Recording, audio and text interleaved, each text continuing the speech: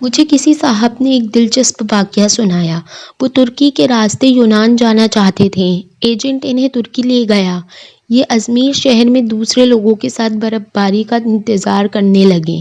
سردیاں یورپ میں داخلے کا بہترین وقت ہوتا تھا۔ برف کی وجہ سے سیکیورٹی اہلکار مورچوں میں دبک جاتے تھے۔ بارڈر پر گشت رک جاتا تھا۔ ایجنٹ لوگوں کو کشتیوں میں سوار کرتے تھے اور انہیں یونان کے کسی ساحل پر اتار دیتے تھے۔ یہ ایجنٹوں کی عام پریکٹس تھی۔ اس صاحب نے بتایا، ہم ترکی میں ایجنٹ کے ڈیرے پر پڑے تھے۔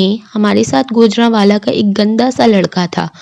وہ نہاتا بھی نہیں تھا اور دانت بھی صاف نہیں کرتا تھا۔ اس سے خوفناک بو آتی تھی۔ تمام لوگ اس سے پرہیز کرتے تھے۔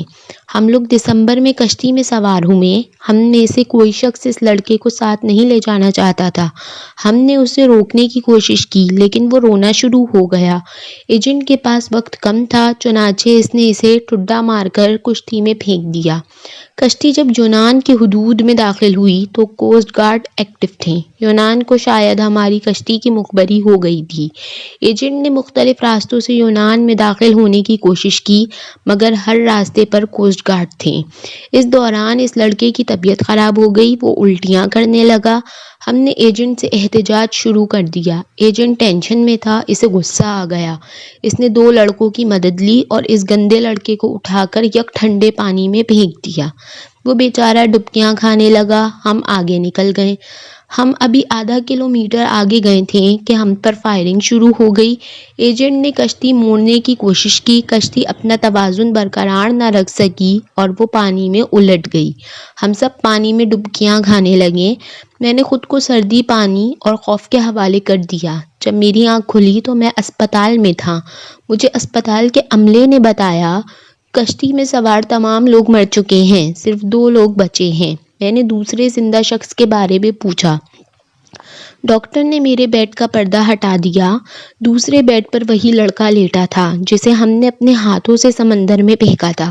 سمندر کی لہریں اسے دھکیل کر ساحل تک لے آئی تھیں۔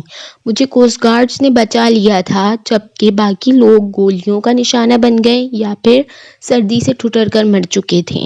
میں 15 دن اسپتال رہا۔ میں اس دوران یہ سوچتا رہا، میں کیوں بچ گیا؟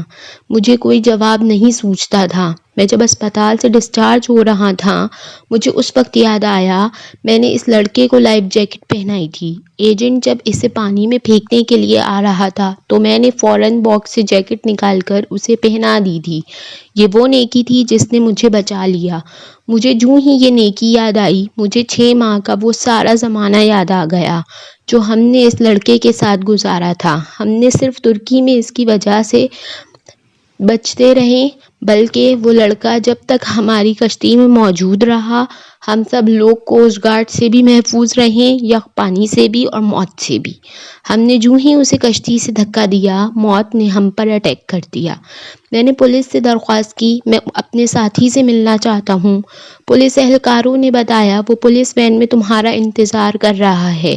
میں گاڑی میں سوار ہوا اور جاتے ہی اسے گلے سے لگا لیا۔ مجھے اس وقت اس کے جسم سے کسی قسم کی کوئی بدبو نہیں آ رہی تھی۔ تب مجھے معلوم ہوا میرے ساتھیوں کو دراصل اس کے جسم سے اپنی موت کی بو آتی تھی۔